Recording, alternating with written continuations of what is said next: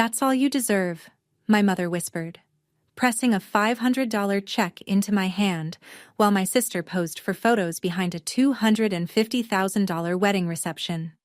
I was standing in the corner of a Ritz-Carlton ballroom. Crystal chandeliers, 200 guests, Moët on every table, filet mignon going cold on fine china. And me, in an $89 black dress from Nordstrom Rack, holding a thin envelope that was supposed to be my mother's answer to the question I'd asked 20 minutes earlier. "Will you help me and Marcus the way you helped Meredith?" But the $500 wasn't what made me leave that night. It was what she said to the man standing next to me. The man who'd later help me build everything she swore I'd never have. Before I go on, please take a moment to like and subscribe. But only if you genuinely connect with this story. And tell me in the comments, where are you watching from right now? And what time is it where you are? My name is Sienna Hewitt. I'm 30 years old now. But let me take you back 2 years. To a Saturday in June, inside a ballroom at the Ritz-Carlton in Hartford, Connecticut, the night I stopped trying to earn my mother's love.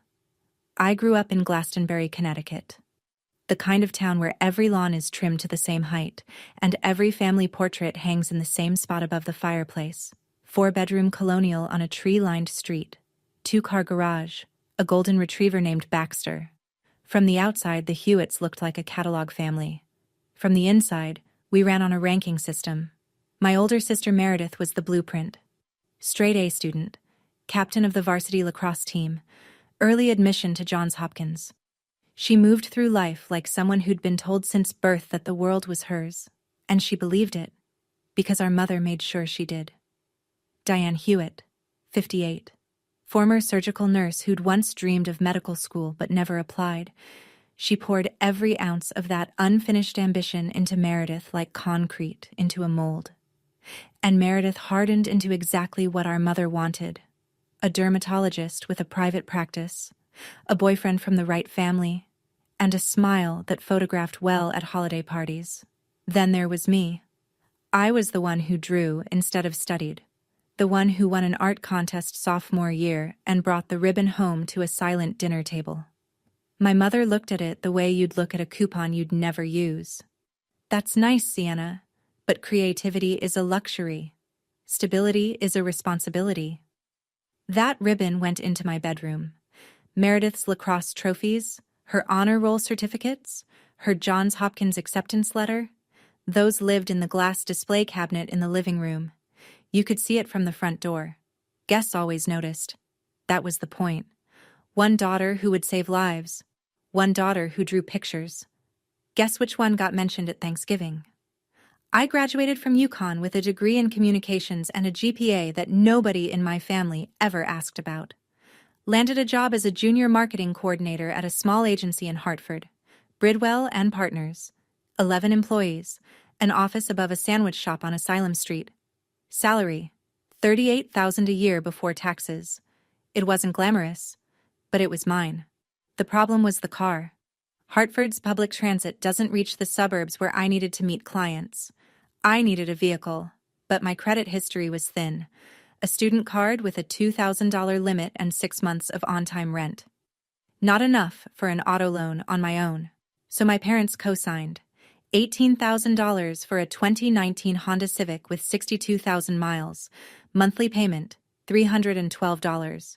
On paper, it was a generous thing to do. In practice, it was a leash. My mother kept the co-sign agreement in her bedside drawer the way some people keep a loaded weapon.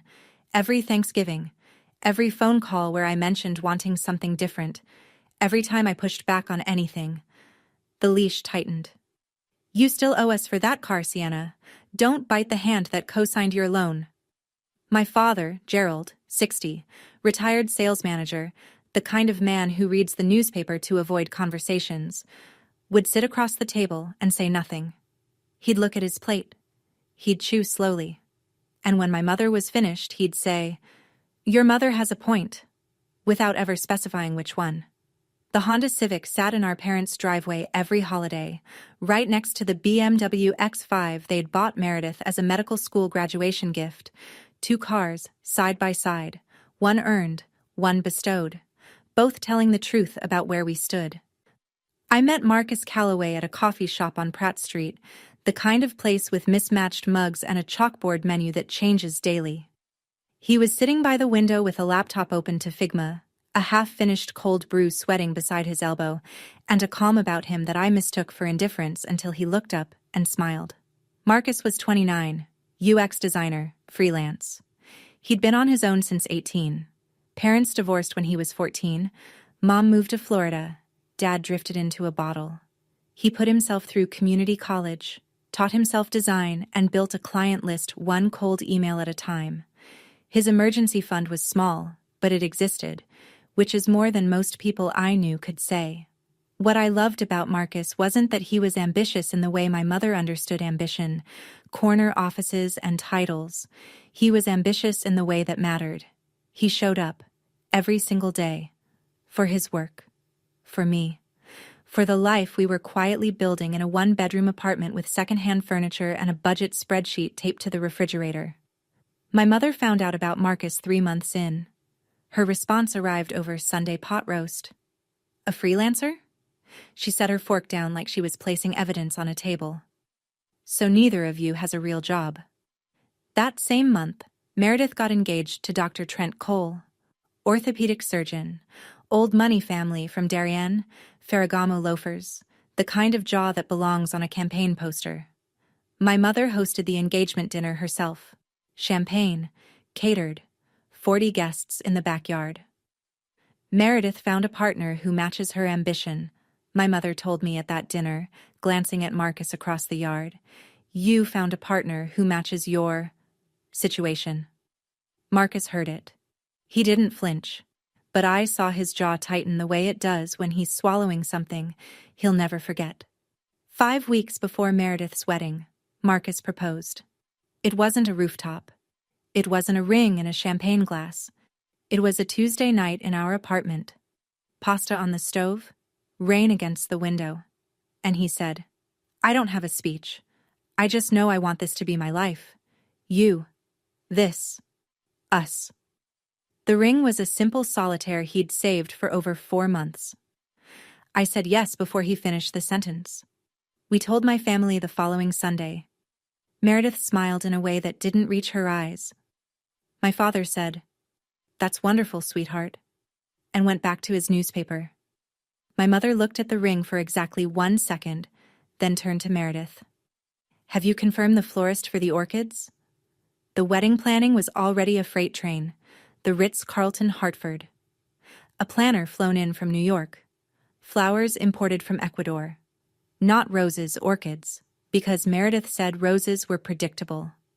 The budget had crossed $250,000, and my mother spoke about it the way people talk about renovations.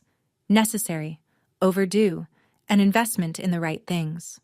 My role in the wedding was assigned, not discussed. I would manage the guest book table. The guest book table, a small podium by the entrance, away from the ceremony, away from the reception, away from every photograph. I'd greet guests, hand them a pen, and smile. Meredith texted me the week before. You can bring Marcus. Just don't let him talk to Trent's colleagues about freelancing. It's not the same world. I stared at that text for a long time. I should have said something. I didn't. The wedding was in 5 weeks. I didn't know yet that it would be the last time I'd sit at my family's table.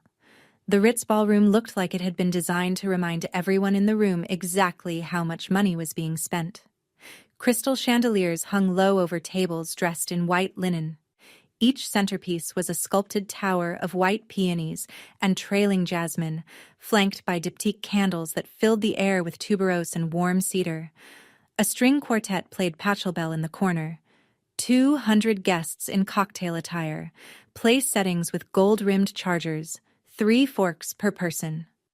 I arrived early, as instructed. My dress was black, simple, cap-sleeved, purchased online from Nordstrom Rack during a 70% off clearance event. $89. I'd tried it on 3 times in our bathroom mirror before deciding it was fine. It was always going to be fine. Nobody was looking at me. Meredith floated through the ceremony in custom Vera Wang, a cathedral-length veil trailing behind her like a promise the world had already agreed to keep. She looked beautiful. She always did. My mother stood in the front row in champagne silk, dabbing her eyes with a monogrammed handkerchief, and I thought, she's never looked at me the way she's looking at Meredith right now. Not once. After the ceremony, I took my place at the guest book table. I smiled. I handed out pens. I said, "Congratulations," 47 times to people who didn't know my name. One of my mother's cousins, Aunt Deborah, 70s, pearls, 3 glasses of Pinot Grigio deep, squinted at me as she signed. "Oh, you're the other one?" I kept smiling. "I'm Sienna." Right. Diane always talks about Meredith. She's the star of the family, isn't she?"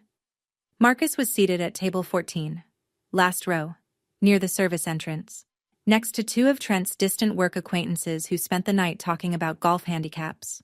The toasts were finished.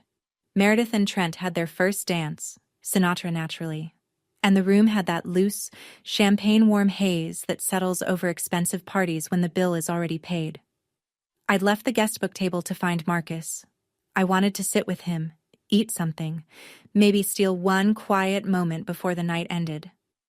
But I only made it halfway across the ballroom before my mother appeared at my elbow. "Sienna, come here." She pulled me toward a corner near the bar, not quite private.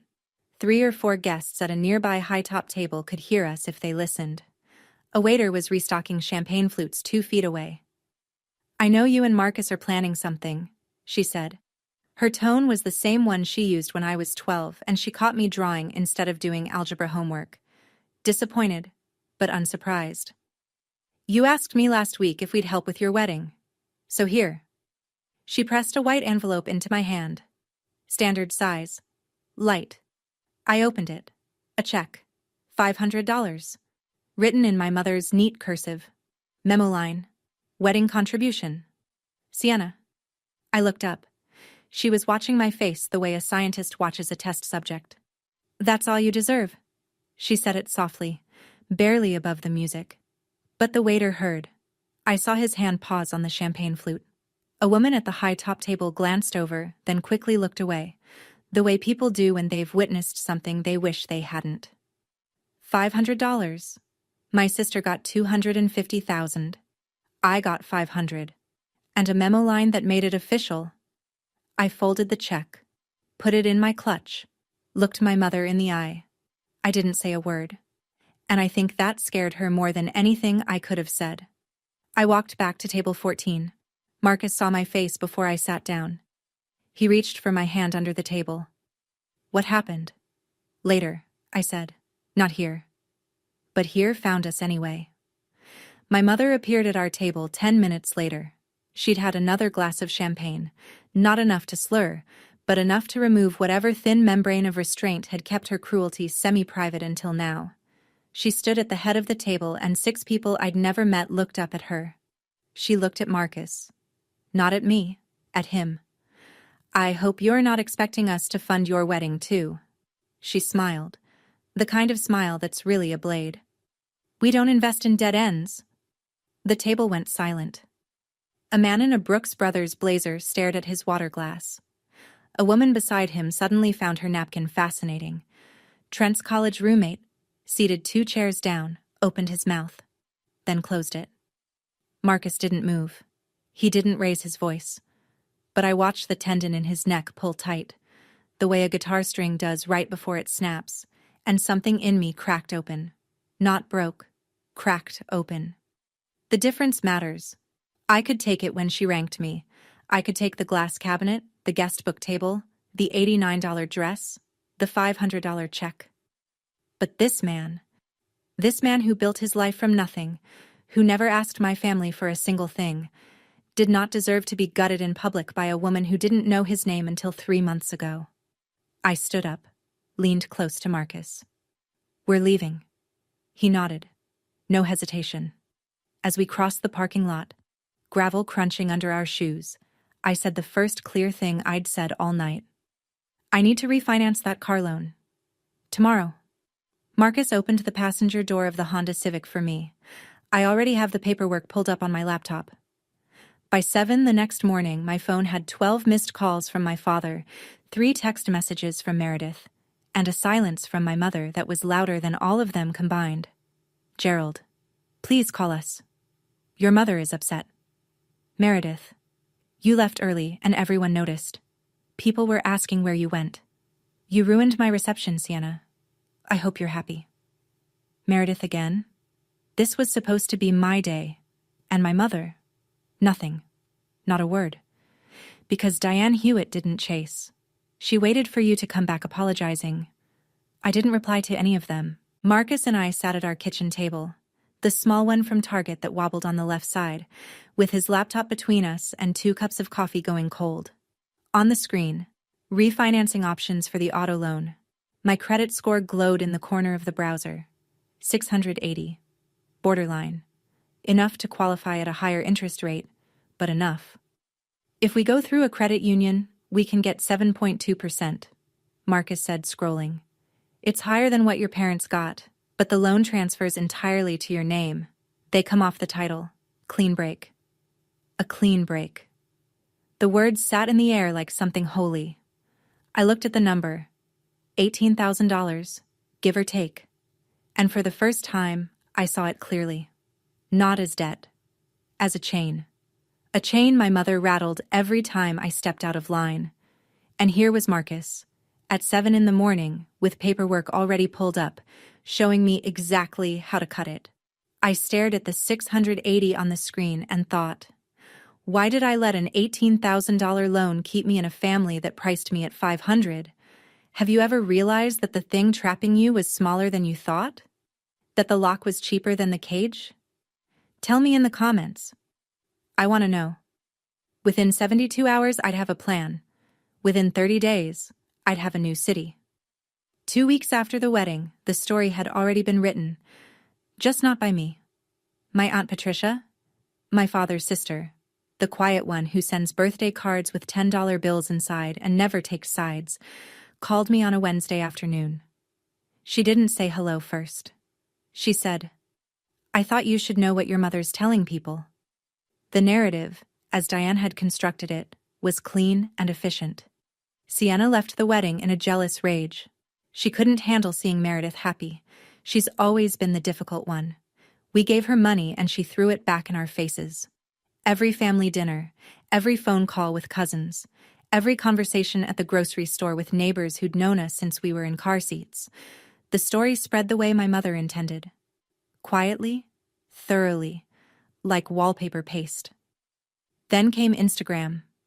Meredith posted from her honeymoon in Amalfi, standing on the bow of a chartered boat, Dior sunglasses pushed up on her head, Trent's arm around her waist, the Tyrrhenian Sea glittering behind them. Caption: grateful for family who shows up. Some people can't handle other people's blessings. 47 comments, hearts, fire emojis. You're so graceful about it, Mir. Their loss, babe. Living your best chapter. I saw it because a college friend screenshot it and sent it to me with a single question mark. I stared at the photo for 10 seconds. Then I closed the app, opened my laptop, and went back to the pitch email I was drafting for a potential client, a small bakery in East Austin that needed help with social media. Aunt Patricia texted once more that week. Short. I saw what happened at the wedding. Your mother was wrong. That's all I'll say. Not an ally, just a witness. Sometimes that's enough to keep you sane. They can have the story, I told Marcus that night. I'll have the results.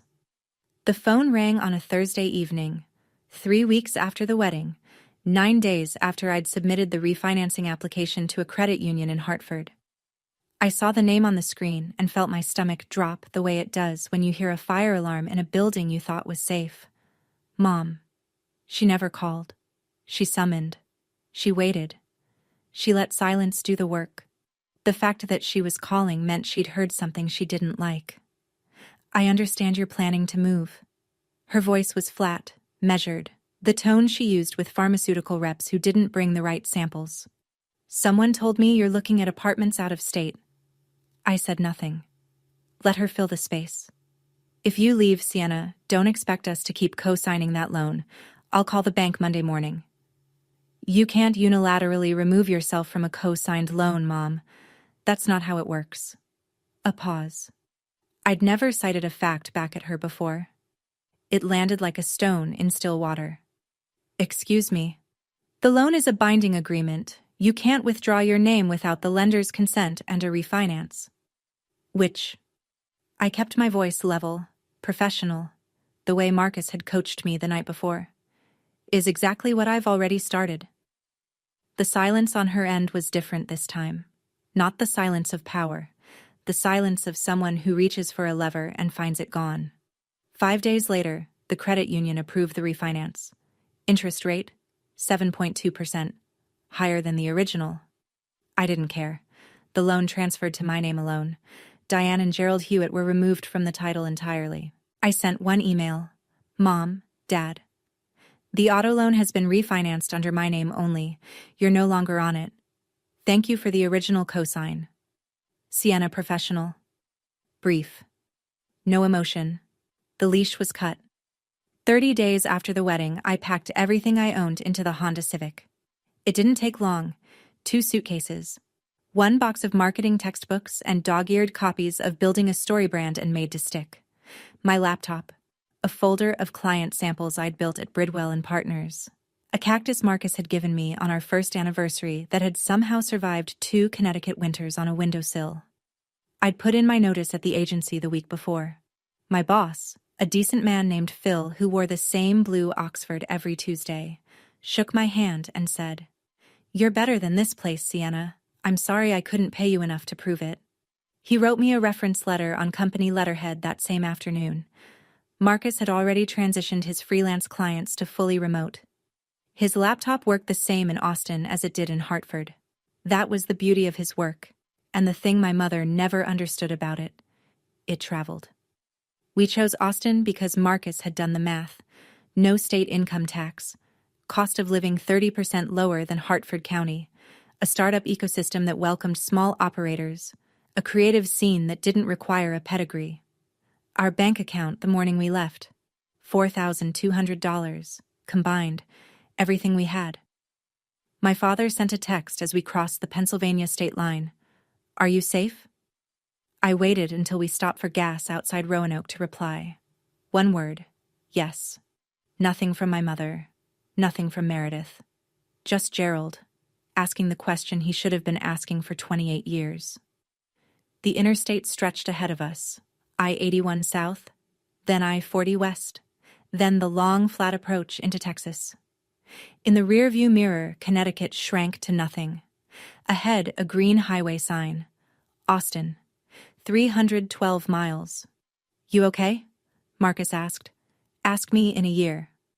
Our first apartment in Austin was a studio on East Riverside Drive, 480 square feet of warped hardwood floors, an air conditioner that rattled like a diesel engine, and a window that looked out onto a parking lot where someone had spray-painted "Dream Big" on a dumpster. Rent, $1,100 a month. We didn't have a bed. Not at first. Marcus borrowed an air mattress from a guy he'd met in an online design forum who happened to live in East Austin. That first night, we lay on it side by side, listening to the AC shudder through its cycle, and I stared at the ceiling. Water stain in the corner, shaped like a lopsided heart, and the thought came uninvited. What if my mother was right? I didn't say it out loud. I didn't have to. Marcus rolled over and said, "It'll get better, it has to. We didn't drive 1,700 miles to quit." I started working the next day. Barista at a coffee shop on South Congress, $12 an hour plus tips. The owner was a woman named Denise who made her own oat milk and called everyone sugar. I poured lattes from 6 to 2, then came home, showered, and sat at the kitchen counter, which was also our dining table, which was also my desk, and opened Upwork. The first month, I landed 3 gigs. Social media management for a nail salon in Round Rock, $400. A flyer design for a food truck called Big Tony's Brisket, $250. An email campaign for a yoga studio in South Lamar, $750. Total freelance income. Month 1, $1,400. Combined with barista tips and Marcus's freelance UX work, we cleared rent. Barely. Groceries came from H-E-B, and I learned that rice, beans, and optimism could stretch further than I'd ever imagined. Freedom tastes different when you can't afford furniture. In March, 3 months into Austin, I signed my first real contract. Not an Upwork gig. A real client, with a real scope of work and a signed agreement. A boutique hotel on South Congress called The Wren. 12 rooms, exposed brick, a rooftop bar that served mezcal cocktails to tourists who wanted to feel like locals. The owner needed a full brand refresh. New logo, social media strategy, website copy. Fee, $3,500. I was so excited I called Marcus from the parking lot and nearly cried. 3 weeks later, the owner, a man named Derek who wore linen shirts and changed his mind the way other people change socks, killed the project. He didn't like the color palette. Then he didn't like the font. Then he didn't like the vibe. He canceled the contract, paid 50% as the kill clause required, and moved on to a buddy from LA who'd do it for free. $1,750. 3 weeks of work. $200 out of pocket for Canva Pro and stock photography. I sat on the concrete steps outside our apartment building that evening, holding a bottle of water, staring at the traffic on Riverside Drive. Marcus came out with a cup of coffee. The good stuff, from Denise's shop, which he'd bought with the last of his tip money from helping her rearrange the back storage. "Hey," he said, sitting down. "Your credit score hit 710 last month. The refinance is working." He paused. "Also, remember that woman at the cafe? The one who asked about your food truck campaign for Big Tony's? Lorraine something? She left her card. Said you should call." "Who's Lorraine?" "I don't know yet, but she said your Big Tony's work was the best local campaign she'd seen in 6 months." I took the card, held it between 2 fingers like it might dissolve. Lorraine Voss, marketing consultant, Austin, Texas. I pinned the $1,750 check from Derek to the kitchen wall with a magnet, wrote next to it in Sharpie, "First real payment, first real lesson." I didn't go looking for Meredith's Instagram. The algorithm found me. One night in April, sitting cross-legged on the air mattress because we still hadn't bought a couch, I was scrolling through industry hashtags for hospitality marketing ideas when the app decided I might also enjoy a photo of my sister standing in her new kitchen. Colonial-style house, 4 bedrooms, Calicotta marble island, brass pendant lights, fresh white subway tile backsplash that probably cost more than my monthly rent. The caption read, "Dream home with my dream man." The house was in West Hartford, bought with the $250,000 wedding gift as a down payment plus a mortgage Trent had co-signed. My parents' investment, appreciating nicely. Or so the caption suggested. I started to close the app, then stopped. Something was off. The post had fewer likes than Meredith's usual content. She had nearly 200,000 followers, mostly patients and lifestyle-adjacent accounts. And buried in the comments, a friend had written, "Where's Trent? Haven't seen you two together in a while?" Meredith's reply, "He's busy saving lives." The exclamation marks were doing a lot of heavy lifting. I closed the app, opened my laptop, pulled up the pitch email I was drafting for a bed and breakfast in Dripping Springs that needed help with their booking funnel. Meredith's kitchen had a 6-burner wolf range. I was sitting at an IKEA lac table I'd assembled wrong twice. The legs were slightly uneven, so my laptop tilted 1 degree to the left, always. Every email I'd sent for 4 months had been written at a slant. I didn't know it then, but Meredith's dream home was already worth $60,000 less than what they'd paid for it. The Connecticut housing market had softened, and Trent wasn't busy saving lives. He was busy ruining theirs. May was the month that nearly broke us. 5 months in Austin. The numbers on my banking app read like a countdown. $1,800 in checking. Rent due in 6 days. $1,100, which left $700 for everything else. Groceries, gas, phone bill, the internet we needed to keep freelancing. The Canva Pro subscription I couldn't cancel without losing access to my client templates. Then Marcus lost his biggest client. A fintech startup in San Francisco that had been paying him $4,000 a month for UX work sent a 2-line email. Restructuring our design budget. Effective immediately, we're pausing all contractor agreements. Thanks for everything. Thanks for everything. The corporate equivalent of a shrug. That month, our combined income dropped 40%. We ate rice and black beans 4 nights in a row. Marcus picked up a one-day gig helping Denise build shelving at the coffee shop. $200 cash, paid same day. I took on a rush project for a real estate agent in Pflugerville who needed Instagram content.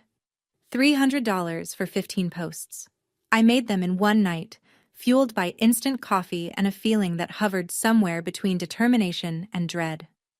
One evening, while Marcus was on a call with a potential new client, I walked into the bathroom, shut the door, turned on the faucet and cried.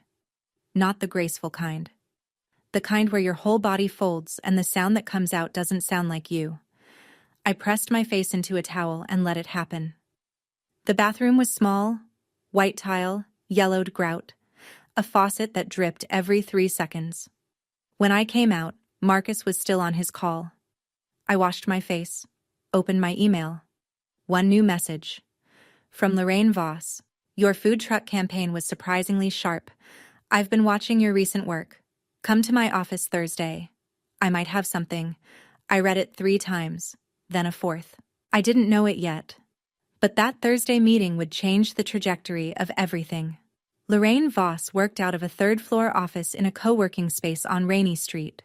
The kind of building where every suite had a different startup name on the door and the communal kitchen always smelled like someone's overambitious pour-over. Her office was small, immaculate, and deliberately spare. A standing desk, 2 chairs, a single orchid on the windowsill, and nothing on the walls except a framed cover of Ad Age from 2014 with her name in the subheading. She was 52, silver bob cut with surgical precision, navy blazer over a white tee, no jewelry except a Cartier tank watch on her left wrist that caught the overhead light every time she moved her hand, which was often because Lorraine talked the way she worked. Direct, fast, no wasted motion. Your Big Tony's brisket campaign increased their weekend foot traffic by 34%, she said before I'd fully sat down. I called Tony. He confirmed the numbers. That's not luck. She paused. Looked at me the way a contractor looks at a load-bearing wall, assessing what it can hold. But your pricing is amateur. You charged $800 for work worth $4,000. You're not doing yourself any favors by being cheap. You're telling clients you don't believe in your own value. The words hit closer to home than she knew. Here's what I'm offering. I have 2 hospitality clients. A boutique hotel in the Domain and a bed and breakfast out in Hill Country. Both need social media strategy and brand refreshes. I'll refer you if, and only if, you come back to me with a proper proposal, proper pricing, and a registered LLC. Not a freelancer with an Upwork profile. A business. She checked her watch. You have 48 hours. I stood. My hands were shaking. Thank you, Lorraine. Don't thank me, earn it. I don't refer sloppy work. I walked to my car, sat behind the wheel, and called Marcus. I need you to help me register an LLC tonight. That night, Marcus and I sat at the wobbly IKEA table with his laptop open to the Texas Secretary of State website. The filing form for a limited liability company was surprisingly simple. Name, registered agent, address, purpose. The fee was $300. We had $700 in the account after rent. That's almost half of what we have left, I said.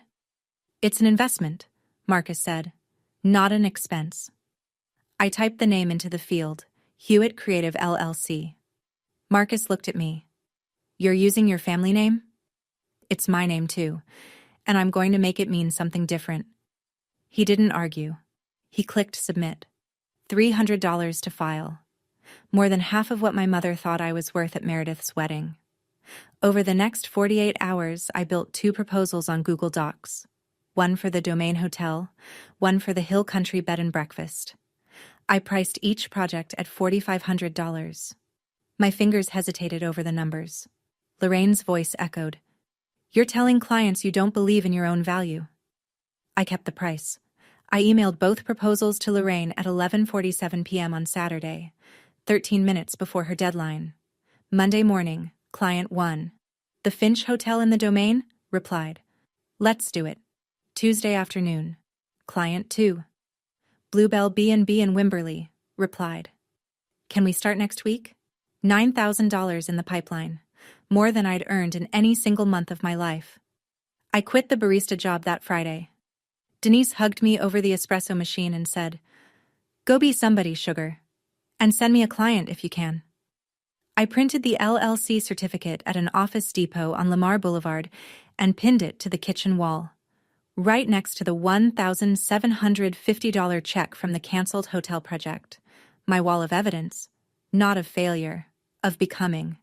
Things didn't get easy after that. They got fast. By August, 3 months after filing the LLC, Hewitt Creative had 4 clients.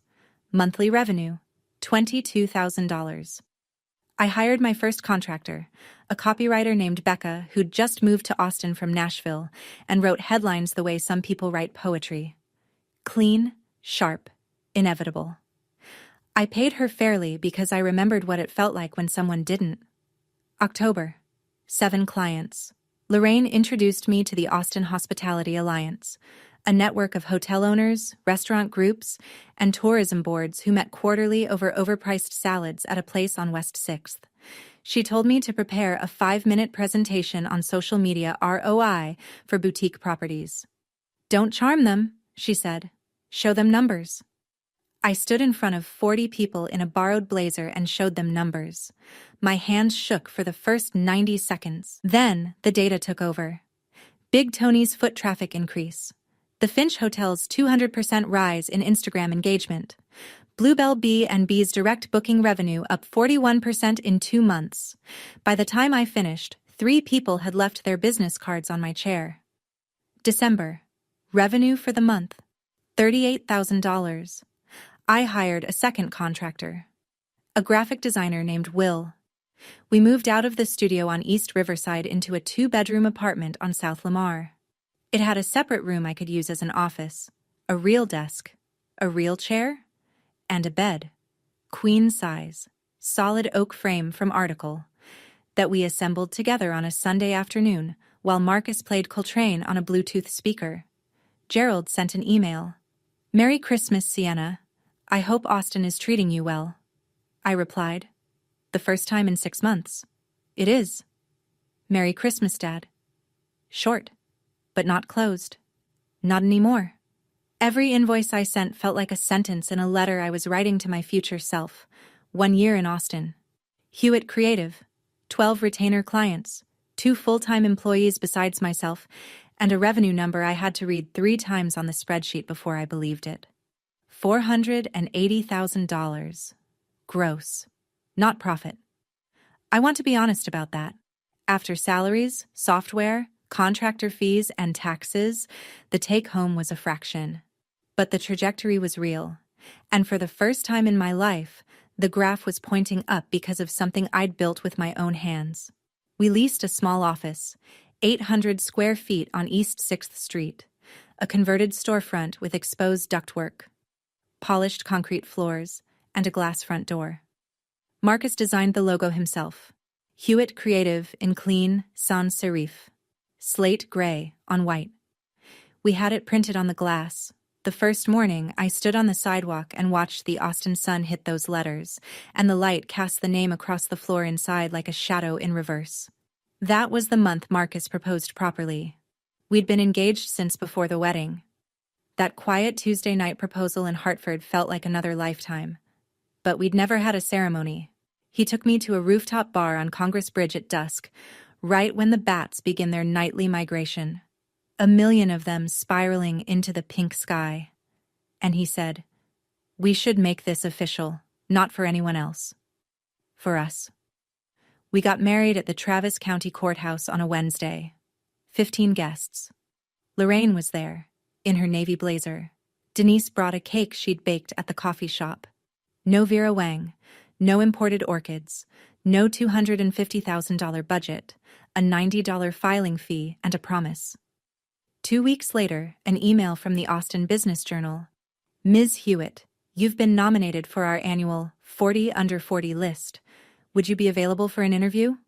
I said yes, I had no idea who else would be in Austin by the time they held the ceremony.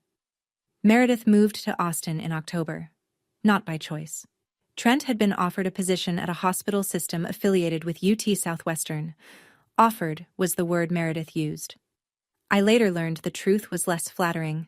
His department in Hartford had encouraged a transition after an HR complaint from a colleague. The details didn't reach me then. They didn't need to. The result was the same. Dr. Trent Cole was relocating to Texas, and Meredith was following. They sold the Colonial in West Hartford. The house my parents had gift-wrapped with $250,000 closed at a $65,000 loss. The Connecticut market had softened steadily since they'd bought, and they'd financed the rest at a rate that aged poorly. By the time the closing check cleared and the realtor took her cut, Meredith and Trent walked away with almost nothing, $250,000. Gone. Not stolen, not gambled, just slowly, quietly dissolved by a market that didn't care about wedding gifts or parental promises. Meredith didn't know I was in Austin. I had no public social media under my personal name. Hewitt Creative had a website and a business Instagram, but Meredith wouldn't have been looking for a marketing agency. Our worlds didn't overlap. Or so I thought. The overlap happened on a Tuesday afternoon. Diane had flown in from Connecticut to help Meredith settle into their new rental.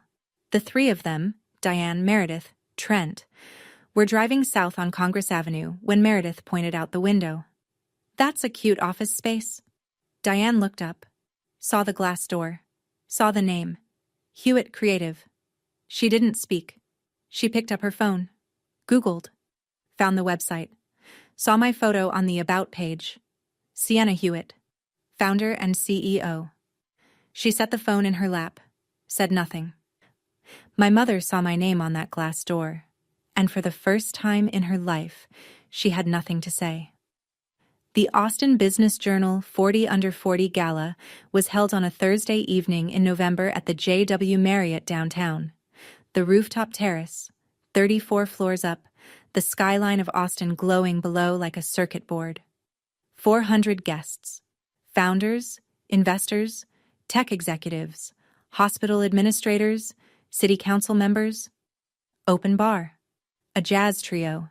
Name tags printed on heavy cardstock that felt like an invitation just to hold. I wore red. Not bright red. Deep, arterial red. A tailored blazer I'd had made by a seamstress on South First Street, the first piece of clothing I'd ever had custom fitted. Underneath, a simple black silk blouse. My hair pulled back in a clean, low bun, red lipstick to match the blazer. Marcus was beside me in a navy suit, the first one he'd ever owned that wasn't rented. Lorraine had picked the tie. Charcoal, slim, no pattern. "You want them to remember your face?" she'd told him. "Not your tie." We arrived at 7, checked in, found our table. Number 3, front section. A year ago, I'd been at table 14 by the service door. The math of that wasn't lost on me. Lorraine was already seated at the VIP table, speaking to the editor-in-chief of the Austin Business Journal the way she spoke to everyone. Like she was running a board meeting no one had called. What I didn't know, as I adjusted my blazer and scanned the room, was that 6 tables behind me, back section near the bar, Trent Cole was settling into a chair. The hospital system that had recruited him was a platinum sponsor of the event. He'd received an invitation through the medical staff liaison. Meredith was in the chair beside him, and Diane, who'd extended her trip to help Meredith unpack boxes, sat between them, her champagne-colored blouse the same shade she'd worn to Meredith's wedding. The MC stepped up to the podium. The room quieted, and the names began. They called the names alphabetically by last name. I listened to the letters climb: Dawson, Espinoza, Gutierrez. Each honoree walked to the stage, shook the MC's hand, received a Crystal Award, said a few words. The audience clapped politely. Cameras flashed. Then the MC leaned into the microphone. Next, founder and CEO of Hewitt Creative, one of Austin's fastest-growing hospitality marketing firms, with revenue exceeding $2.1 million in year 2, Sienna Hewitt. 400 people applauded. I stood. My legs were steady. My hands were steady. 2 years ago, those hands had been gripping a $500 check in a Ritz-Carlton ballroom. Tonight they were smoothing the front of a red blazer that fit like it had been waiting for me. I walked to the stage. The spotlight was warm. The Crystal Award was heavier than it looked. 6 tables back, near the bar, my mother's champagne flute stopped halfway to her lips. Meredith turned to Diane. "Wait. Hewitt Creative? Is that—" Diane didn't answer. I stood at the microphone. I didn't look for them. I didn't need to. 2 years ago, I drove to Austin with $4,200 and a Honda Civic. My voice was clear. 400 faces looked up. I didn't have a backup plan. I had a partner who believed in me, a mentor who challenged me, and a decision to stop waiting for permission to build my own life. I paused. Let the room hold it. Legacy isn't what you inherit. It's what you build. The applause was louder this time. Marcus was on his feet. Lorraine was nodding from the VIP table with the smallest smile, the kind she reserved for things that met her standard. I walked back to table 3, and as I sat, my eyes drifted across the room, across the 400 faces and the candlelight and the skyline, and landed, for 1 second, on my mother. She was looking at me. I held her gaze. I nodded. Once, small, the way you acknowledge someone you recognize but haven't spoken to in a long time. Then I turned back to Marcus, and I let the evening continue without her. I heard what happened next from Aunt Patricia, who heard it from Gerald, who was home in Connecticut but received a phone call from Diane at 10:47 that night. The story traveled the way all Hewitt stories travel, through the family telephone line, quietly, with just enough detail to wound. The gala ended at 10. Meredith and Diane walked to the parking garage in silence while Trent stayed behind to network. Or whatever Trent called what he did when his wife wasn't watching. The parking garage was underground. Concrete walls. Fluorescent lights humming. No chandeliers. No string quartets. No Instagram filter that could soften what was about to happen. Meredith sat in the driver's seat of her BMW.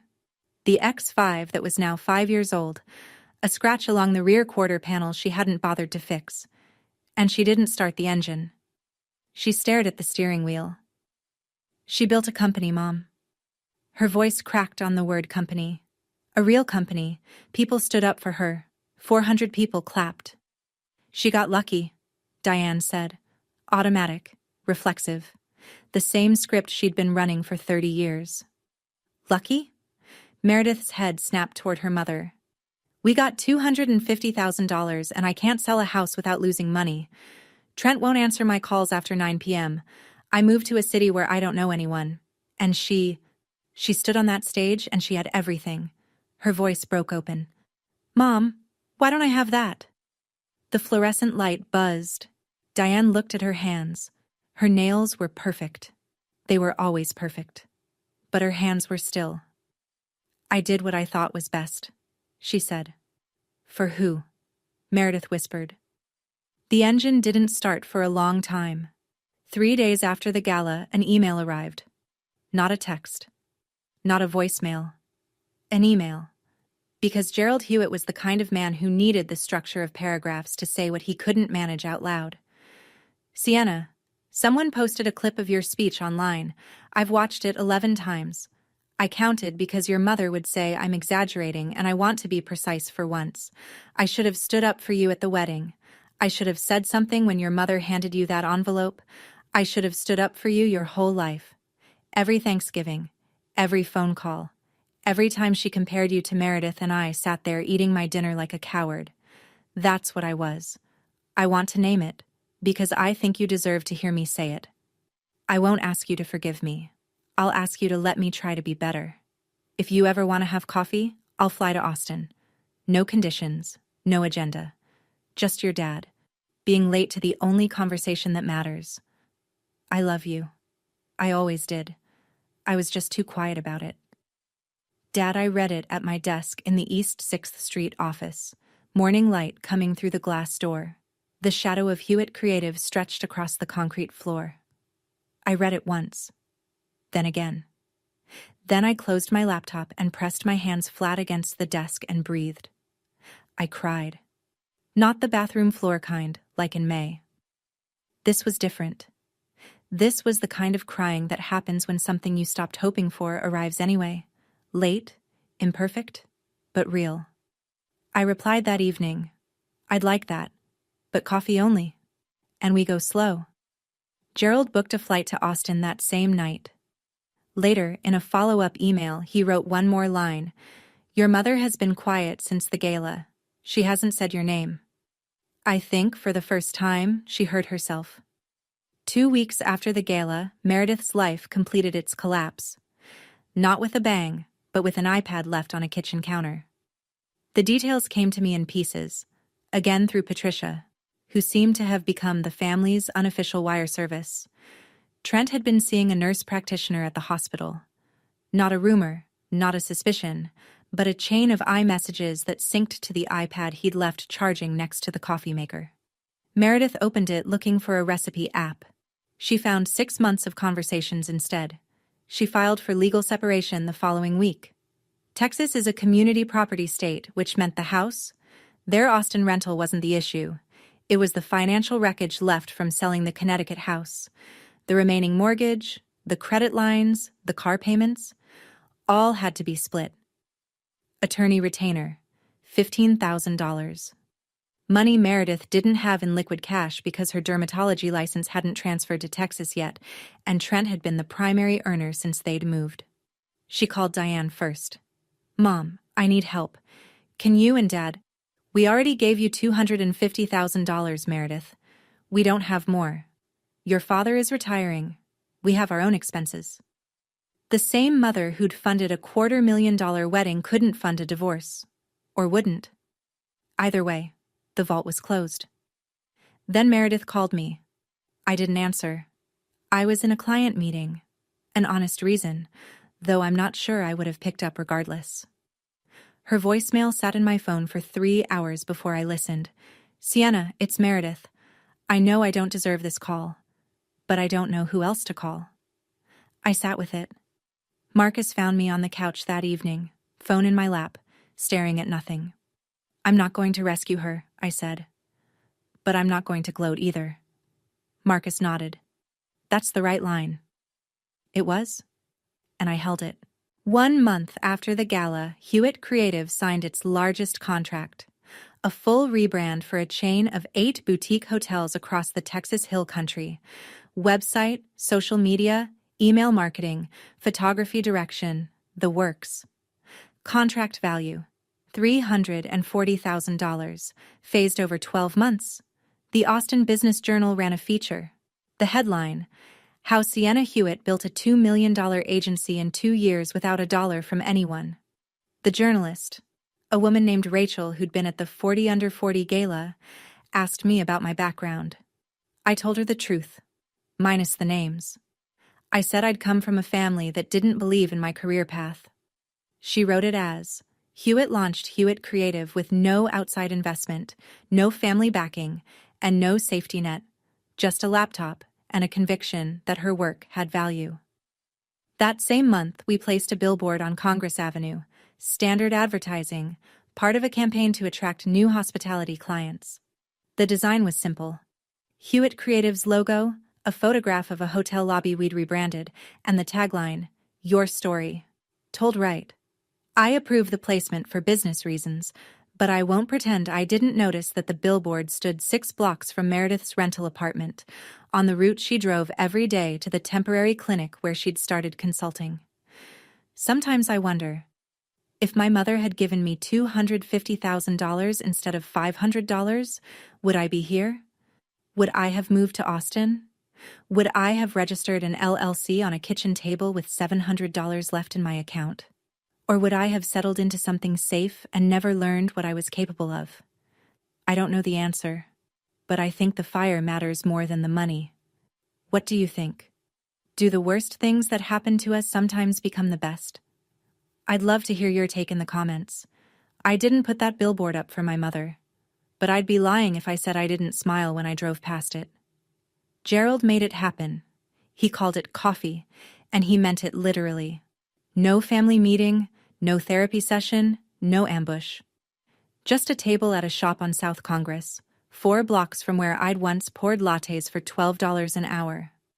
I arrived first, ordered a black coffee, sat in the chair facing the door because I'd learned in 2 years to see what was coming. Diane walked in at exactly 10 o'clock. Her hair was grayer than I remembered, the ash blonde now silver at the temples. She wore a Burberry trench coat over a white blouse, but her handbag was old. The same Coach bag she'd been carrying for 5 years. Something about the combination told me everything. The armor was the same, but the resources behind it had thinned. She sat down, ordered green tea, wrapped her hands around the mug like she needed something to hold. "You look well," she said. "I am well." Silence. The espresso machine hissed behind the counter. A woman at the next table was reading a novel and pretending not to listen. "I didn't think you could do it," my mother said. Not cruel this time, just honest. Maybe for the first time. I know. Maybe I was wrong. I let those 4 words hang. They were the most she'd ever given me that wasn't wrapped in a condition. "You were," I said. "But I didn't build my company to prove you wrong. I built it because I needed to prove something to myself." I took a breath. "I don't need an apology, Mom. I need you to stop telling people I left out of jealousy. That's the minimum." She nodded. Her eyes reddened. Not tears, not quite, but the closest I'd ever seen Diane Hewitt come to the border. "If you want to know me, the real me, you can start by having coffee with me once a month. But you don't get to rank your daughters anymore. That system is over." 2 cups on a wooden table. Same size, same saucer. No one's bigger. 6 months after that coffee shop, the scoreboard looked like this. Diane and I had met 4 times. Always coffee. Always the same shop on South Congress. The conversations were short. 30 minutes, sometimes 40. She asked about the business. I told her what I felt like sharing. She didn't compare me to Meredith. Not once. I don't know if she'd changed or if she was simply performing change, and I'd decided that wasn't my problem to solve. My job was to hold the boundary. Her job was to respect it. Gerald flew to Austin in January. He sat at a picnic table at Franklin Barbecue with Marcus and me, a tray of brisket on brown paper between us, and he cried. Not dramatically. Gerald doesn't do anything dramatically, but quietly, his shoulders shaking, his napkin pressed against his eyes. "I'm proud of you," he said. I should have been saying that for 28 years. I reached across the paper and held his hand. Marcus put a brisket rib on his plate and said, "Eat, Gerald. It's better when it's warm."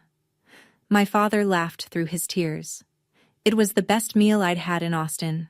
Meredith's divorce was finalized in March. She sold what little remained of the joint assets, absorbed the $65,000 housing loss, and moved into a small apartment in East Austin, 800 square feet, no marble countertops, no wolf range. She was consulting at a dermatology clinic 3 days a week while waiting for her Texas license to clear. For the first time in her life, she was paying her own electricity bill. She texted me in April. "I'm sorry for what I said at the wedding, and for the Instagram post. I was protecting something that was never real." I replied the next morning, "I know. If you want to get coffee sometime, let me know." No hug, no tearful reunion. Just 2 sisters for the first time, on level ground. It's a Tuesday morning. I'm standing in the Hewitt Creative office. 1,500 square feet now, expanded into the suite next door. 6 employees, 2 conference rooms. A wall of framed client work that Becca calls the gallery. Morning light comes through the glass front door, and the logo casts its shadow across the polished concrete the way it did that first morning. Except now there are more desks, more chairs, more evidence that something I once dreamed about on an air mattress became real. On the wall behind my desk, 3 things are pinned. The LLC certificate from the Texas Secretary of State, dated 2 years ago, a little creased at the corners, the $1,750 check from Derek. The first client who canceled, the first real payment, the first real lesson. Still has my Sharpie note beside it. First real payment. First real lesson. And the Crystal Award from the Austin Business Journal's 40 Under 40. It catches the light every afternoon around 4 and throws small rainbows across the filing cabinet. Becca says it's the office's best feature. I think she's right. The $500 check is not on the wall. I tore it up a long time ago. I don't need to keep evidence of what someone thought I was worth. I keep evidence of what I built. Marcus walks in with 2 coffees. One black, one with oat milk. He sets mine on the desk, kisses the top of my head, and sits in the chair across from me. We look out the window at Congress Avenue. The billboard is still there. Your story. Told right. And below it, Austin moves the way it always does. Fast, bright, indifferent to who you were before you got here. My mother gave me $500 and told me that was all I deserved. She was right about one thing. I did deserve exactly what I got. Not the $500. The fire. Some people inherit their legacy. I built mine. And I built it with the 2 things my parents never gave me: belief and a fair chance. That's my story. If you've ever been the other one in your family, the one who wasn't the favorite, who wasn't the investment, I want you to know something. Your value doesn't come from their approval. It comes from what you build when no one's watching. If this story meant something to you, hit subscribe and leave a comment. I read every single one. And if you want another story about someone who turned their family's doubt into fuel, check the link in the description. I'll see you in the next one.